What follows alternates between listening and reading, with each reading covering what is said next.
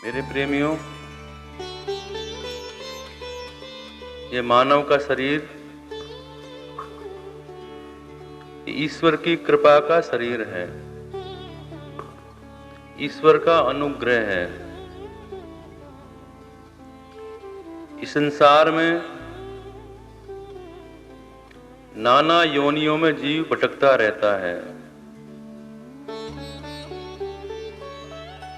और जब प्रभु की कृपा प्राप्त होती है तो यह मानव का शरीर हमें प्राप्त होता है। कबहुँ कर करुणा नर देहि, देत ईस बिनु हेतु सनेहि। और मेरे प्रेमियों, मानव जीवन की सार्थकता प्रभु के नाम में, प्रभु की सेवा में, प्रभु के सिमरन में है। यह शरीर पंच भौतिक शरीर है और यह शरीर जीवन मृत्यु के क्रम से गुजरता रहता है। हमारा शरीर अच्छा खाना खाने से, पौष्टिक खाना खाने से हष्ट पुष्ट रहता है, स्वस्थ रहता है, पर हमारी जो आत्मा है वह कमजोर की कमजोर बनी रहती है, क्योंकि उस आत्मा की खुराक ये भोजन नहीं है, दूध दही घी मक्खन नहीं है। उस आत्मा की खुराक है परमात्मा का नाम। जब हम परमात्मा का नाम लेंगे तो वो हमारी आत्मा हष्ट पुष्ट होगी। यह शरीर अविनाशी है और वो आत्मा अजर अमर है। तो हमें उस परमात्मा का संकीर्तन नाम लेना चाहिए, जिससे हमारी आत्मा हष्ट पुष्ट रहे और हमें परमात्मा की ओर हमारा गमन करवाए। हम सभी जानते हैं कि जीवन, जो हमें जीवन मिला है, इसका समय निश्चित है, कोई भी अमर नहीं। और निश्चित समय में हमें शुभ कर्म करना चाहिए। कब हमारी आयु का अंत हो जाए कोई पता नहीं। इसलिए किसी कवि ने लिखा कि क्षण भंगुर जीवन की कलिका, कल प्रात को जान खिली न खिली। मलियाचल मंद सुगंध पवन, कल प्रात को जान चली न चली। कलिकाल कुठार लिए फिरता, तन नंबर पर चोट झिली न झिली। रट ले हरि नाम हरि रसना, कल प्रात को जाने खिली न खिली।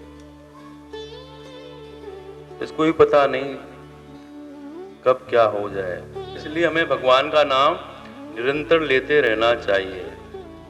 तो सबसे पहले ये जान लेना आवश्यक है कि अब जीवन में गुरु आवश्यक क्यों है, गुरु के द्वारा ही दीक्षा क्यों दी जाती है।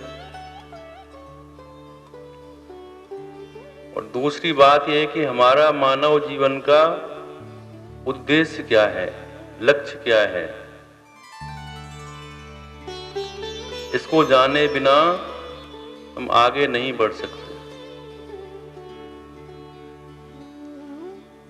मैंने बताया कि मानव का जीवन, मानव योनि सबसे सर्वश्रेष्ठ योनि मानी गई है। 84 लाख योनियों में सर्वश्रेष्ठ मानव योनि को बताया गया है। अब विचार कीजिए कि मानव की योनि कितनी बहुमूल्य है, जिसको प्राप्त करने के लिए देवता भी तरसते हैं। स्वर्ग में देव भी ईश्वर से प्रार्थना करते हैं कि हमें एक बार मानव बना दो। तो कुछ तो विशेष बात है मानव में, पर हम मानव का जन्म लेकर उस लक्ष्य पर चल रहे हैं या नहीं, हमारा उद्देश्य क्या है, भगवान ने हमें मानव क्यों बनाया और हम क्या कर रहे हैं। इन सभी चीजों का ज्ञान जो है वो गुरु करवाता है। गुरु ही आपको शिक्षा देता है, आपको बोध उत्पन्न कराता है कि भगवान ने आपको मानव का जीवन दिया है, इसका सदुपयोग कीजिए, इसको व्यर्थ में ना गंवाएं। ईश्वर को, जीव को ईश्वर प्राप्ति का मार्ग बताने वाला केवल गुरु ही होता है। इसलिए गुरु का महत्व ईश्वर से भी बढ़कर माना गया है। कबीर जी ने कहा कि गुरु गोविंद दो खड़े काके लागू पाए, बलिहारी गुरु आपने जिन गोविंद यो मिलाए। किसी भी प्रकार की विद्या या ज्ञान गुरु के बिना नहीं मिल पाता। गुरु बिन ज्ञान न होई, गुरु के बिना ज्ञान की प्राप्ति नहीं होती। इसलिए गुरु की जीवन में आवश्यकता पड़ती है। हमारे पाप कर्मों के कीचड़ को धोने के लिए गुरुदेव की आवश्यकता पड़ती है। उसके लिए हमें गुरु की शरण स्वीकार करनी पड़ती है, गुरु की शरण में जाना पड़ता है। कबीर जी ने तो गुरु की महिमा बड़ी भारी बताई है। कबीर जी कहते हैं कि सबसे बड़ा तीर्थ गुरुदेव ही हैं, जिनकी कृपा से सब फल अनायास ही प्राप्त हो जाते हैं। जो गुरु में अपनी पूर्ण श्रद्धा रखता है तो उनका निवास ही काशी मथुरा बन जाता है। वो मोक्ष प्रदान करने वाला है।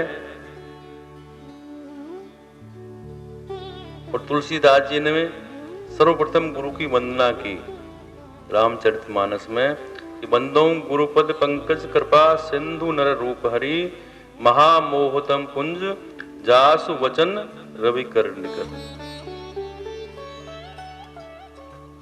और कबीर जी भी यही कहते हैं कि तीर्थ गए तो एक फल, संत मिले फल चार, सदगुरु मिले अनंत फल, कहे कबीर विचार। मनुष्य अज्ञानी है, उसका ज्ञान जागृत नहीं हुआ। ज्ञान जागृत कब होगा? तब गुरु कृपा करेंगे।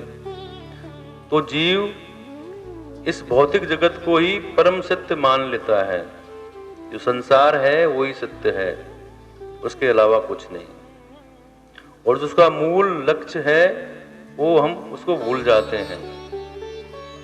तो इसे अज्ञान का नाश कर उस परब्रह्म पर का ज्ञान कराने वाला गुरु ही होता है। तो किसी आचार्य गुरु से ज्ञान प्राप्त करने के लिए सबसे पहले समर्पण की आवश्यकता होती है। अपना मन और बुद्धि का समर्पण, समस्त इच्छाओं का समर्पण, वासनाओं का समर्पण, अहंकार का समर्पण, तभी गुरु का प्रसाद या उसका आशीर्वाद शिष्य को मिलता है।